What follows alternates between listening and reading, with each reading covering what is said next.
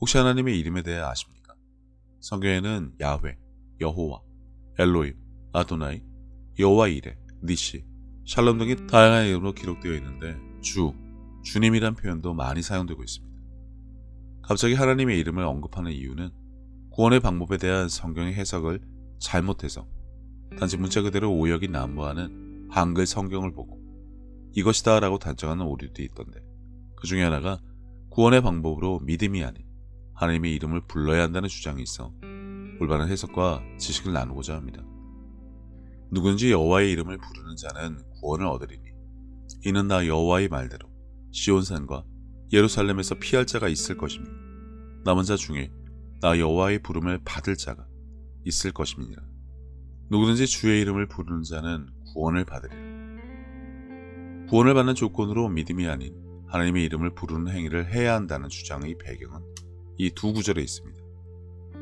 하지만 구약과 신약에서 언급한 이름을 부르는 것의 의미는 분명히 다르고 성경에 대한 정확한 지식을 가지고 있다면 구원은 오직 믿음으로 가능한 것을 알아야 하는데, 우리가 확고부동하게 알고 지켜야 할 대표적인 구절은 다음과 같습니다. 사람이 마음으로 믿어 의에 이르고 입으로 시인하여 구원에 이르느니라.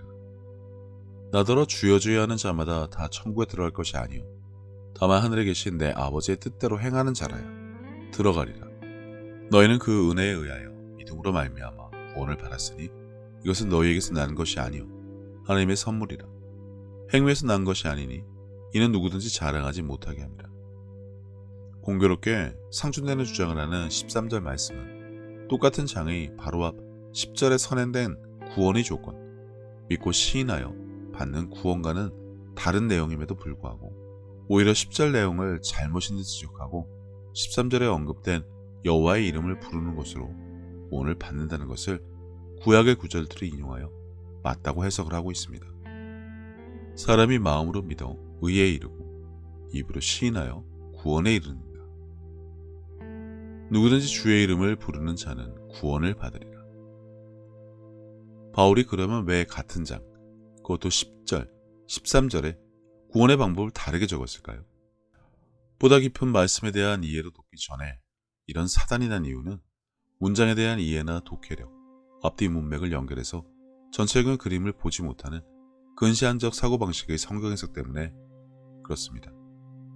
하지만 정작 이 문제를 좀 심각하게 생각할 필요가 있는데, 치유에 대한 성경적인 올바른 이해 영상에서 나누었지만 예수님을 사랑하면 그분의 말을 지킨다고 하셨는데, 자신들의 주장이 옳다면서 율법도 행위도 아닌 예수님을 구주로 영접하고 믿음으로 구원을 받는다는 말씀을 잘못인 듯 지적하는 것은 결국 예수님을 사랑하지 않는다는 말이 됩니다. 예수께서 대답하여 이르시되 사람이 나를 사랑하면 내 말을 지키리니 내 아버지께서 그를 사랑하실 것이요 우리가 그에게 가서 거처를 그와 함께 하리라. 몇 시간이고 주여 주여만을 외치며 기도하고 직접 보지는 못했지만 치유를 한다는 것도 있습니다만, 그렇게 되면 예수님과 전혀 관계가 없는 사람으로 취급해서 그들이 귀신을 쫓던, 권능을 행하던, 도무지 알지 못하는 자들을 구분해서 떠나가라고 하신다는 부류에 해당된다는 것입니다. 그들이 무엇을 하든 전혀 상관이 없습니다. 말씀을 지키기는커녕 예수님을 구주로 영접하는 것과 믿음으로 구원을 받는 것보다 주의 이름을 부르는 것이 확실히 구원을 받는 방법이라 주장하고 있으니까요. 그날에 많은 사람이 나더러 이르되 주여 주여 우리가 주의 이름으로 선지자 노릇하며 주의 이름으로 귀신을 쫓아내며 주의 이름으로 많은 권능을 행하지 아니하였나이까 하리니 그때 내가 그들에게 밝히 말하되 내가 너희를 도무지 알지 못하니 불법을 행하는 자들아 내게서 떠나가라 하리라. 아무튼 올바른 이해를 돕기 위해 계속하자면 13장 1절부터 이스라엘 사람들이 율법으로 구원을 받으려는 어리석음에 대한 지적을 하고 있기 때문에 이 문맥에서 주의 이름을 부른다는 말 그대로 주여 삼창을 하든 철수야 영이야 부르든 하나님이나 여호와여 라며 목이 터져라 부르는 것을 말하는 것이 아닙니다. 마치 영어에서 직역과 의역을 해석하는 수준 차이를 보는 듯한데, 히브리어나 그리스어 원문을 보면 이해가 빠르지만 설명은 제가 발음이 안 돼서 넘어가겠습니다. 여기서 부른다의 컬링 개념은 구원을 구하는 믿음으로 이스라엘 사람들이 주님께로 돌아와야 한다, 회개하고 그분을 찾아야 한다는 것을 의미하지 하나님이라고 이름을 부르라는 것이 전혀 아닙니다. 만약에 불러서 될 일이면 몇 번 부르면 될까요? 주여 삼창처럼 3번 크게 부르면 구원을 받는다고 여기면 되겠습니까? 주의 이름을 부르는 그 행위가 구원을 받는다는 뜻으로 보여지던가요? 결국 여기서 부른다는 것은 이스라엘 사람들에 대한 권유로 율법의 행위로 구원을 받을 엄한 생각이나 하지 말고 우리를 정결케 하는 그분의 권세와 능력에 복종하는 삶으로 마음을 돌이키라는 권고인 것입니다. 구약에는 분명 하나님을 만나거나 찾기 위해서는 부르짖으라는 말씀이 많지만 신약인 지금 그 방법이 달라진 것만 보더라도 회개와 마찬가지 개념으로 보면 될 일이지 부르라고 해서 이게 소리내어 부르는 것이다 라는 해석은 수박 겉핥기도 정도가 아주 심각할 정도입니다. 오역이 난무하는 한글 성경인이 그럴 수 있다 치더라도 13장만 잘 읽어도 이런 이상한 주장을 하지 않았을 것입니다. 그래서 여기서 사용된 부른다의 의미는 의지하고 믿는다와 별반 다르지 않은 표현이고 제의적 의미로 보자면 구원을 위한 기도, 즉 예수님을 주로 경배하라는 명령으로 보셔도 됩니다. 아시다시피 이스라엘 사람들은 예수님을 배척하고 율법의 행위로 구원을 받으려는 헛된 삶을 살고 있었기 때문입니다. 성경에 구약만 있는 것이 아닌데 여전히 구약과 율법의 기준을 두고 신약을 해석하려는 어리석음과 무지함 때문에 오역이 난무하는 성경을 보고 잘못된 지식을 가진 것은 어쩔 수 없지만 그것을 바탕으로 잘못된 것을 또 가르치고 또 세대를 넘어 같은 실수를 반복한다면 무지를 넘어 예수님이 떠나가라고 하실 불의로 구별될 수 있으니 이 구절에 대해 보다 깊고 정확한 지식을 가질 수 있도록 몇 가지 더 나누도록 하겠습니다. 하나님을 섬긴다는 유대인들, 하지만 그들은 결국 하나님을 거부했습니다. 율법이 없는 이방인도 믿음으로 의롭게 되는 마당에 유대인도 율법을 지킴으로 하나님의 은혜를 얻으려 하지 말고 믿음으로 구원을 받고 의롭게 될 수 있었지만 그들은 따르지 않았습니다. 게다가 율법이 행위만 고집하며 교만했던 그들은 그리스도를 믿음으로 말미암는 구원의 길이 이방인의 길과 같다는 것 때문에 배척을 했던 것입니다. 바울은 유대인들이 구원받기를 원하지만 율법을 지킴으로 자기의 의를 세우려 하다가는 구원을 받을 수 없다는 것을 알게 하고 싶었습니다. 자신이 연약한 죄인임을 인정하고 그리스도를 통한 하나님의 의를 받아들이기 위해서는 지금 이 길에서 돌이켜 하나님을 찾아야 하는데 그것을 이름을 부르는로 표현했을 뿐입니다. 그분을 찾으라고, 돌이켜 회개하라고, 올바른 것을 믿고 따르라고 말입니다. 그러니 하나님 이름 석자를 부르라고 시키는 것이 절대 아니란 겁니다. 바울이 이 구절에서 이름을 부르라고 한 또 다른 이유는 순종을 나타내는 것임을 분명히 보여줍니다.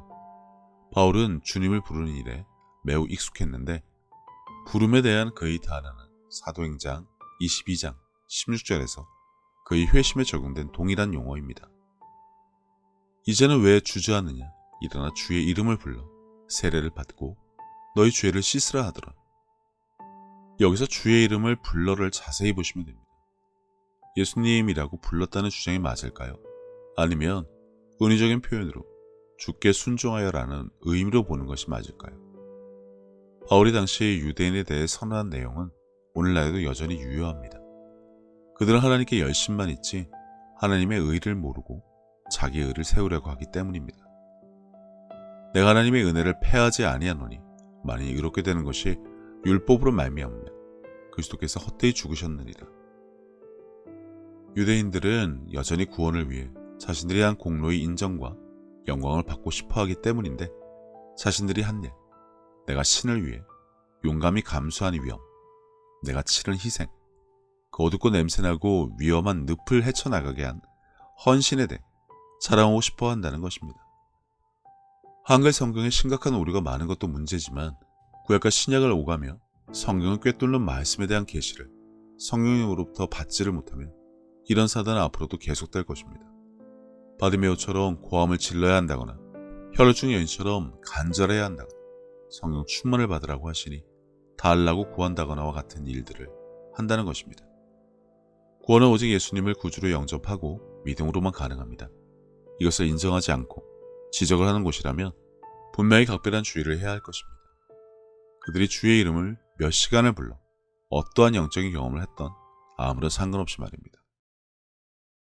예수님께서는 내 마음을 다하고 목숨을 다하고 뜻을 다하고 힘을 다하여 주 너의 하나님을 사랑하라 하신 것이요. 둘째는 이것이니 내 이웃을 내 자신과 같이 사랑하나 보다 더 큰 계명은 없다고 하셨습니다. 생각해보면 믿는 사람들은 이미 하나님께 받은 것이 너무나 많은 것을 아는 자들입니다. 예수님을 통해 죄사함과 구원을 받은 것부터 시작해서 살아 숨을 쉴 수 있는 공기와 바람, 맑고 푸른 하늘과 마실 물, 그리고 땅과 그 위와 아래의 많은 것들, 이미 오래전부터 내 주변에 있어 왔으니 당연한 것으로 여기며 우리는 여전히 값없이 공짜로 받아 그것들이 감사함을 잊고 살기는 했지만 그런 것 말고도 하나님으로부터 받은 사랑과 평안에 대해 생각하자면 끝이 없습니다. 하지만 사람은 하나님으로부터 받은 그 많은 은혜를 갚을 방법이 없습니다. 그래서 하나님께서는 내 이웃을 내 몸같이 사랑하는 것으로 그것을 대신 갚으라고 하신 것인지도 모릅니다. 그리고 지극히 작은 자에게 한 것이 곧 하나님께 한 것이라고 하셨으니 그분의 은혜를 알고 그분을 닮아가는 삶을 살아가야 한다면 지금 내가 살아가는 삶의 방향이 하나님과 나의 이웃을 사랑하는 올바른 길 위에 있는 것인지 한 번쯤 점검해 봐야 하지 않나 싶습니다. 이와 같이 하나님의 뜻, 그분이 기뻐하실 일이 무엇인지 알고 내게 주어진 소명을 다하기 위해 끊임없이 힘쓰고 노력하는 것도 크리스찬들이 마땅히 해야 할 일이 아닐까라는 생각을 해봅니다. 이제는 세상 유행에 따라 요동치던 내 마음을 모두 내려놓고 혼자서 하나님의 뜻을 헤아리는 시간을 가져보시기를 권해봅니다. 하나님은 세상 모든 사람들을 사랑하십니다. 그렇기 때문에 당신이 사랑받기에 마땅한 사람인 것처럼 당신의 가족도 이웃도 그분에게는 마찬가지로 소중한 자녀들입니다. 당신이 어려운 상황을 겪었을 때 하나님께서 당신의 삶에 관여하실 수 있도록 마음의 문을 열고 그분을 신뢰하며 동행하는 삶을 살아왔듯이 이제 당신도 다른 사람들에게 먼저 다가가서 손을 내미는 귀한 삶이 되어주시기를 바랍니다. 예수님께서 주신 새 계명, 서로 사랑하라. 저도 늘 제 자리에서 최선을 다하여 섬기고 사랑하며 살도록 하겠습니다. 감사합니다.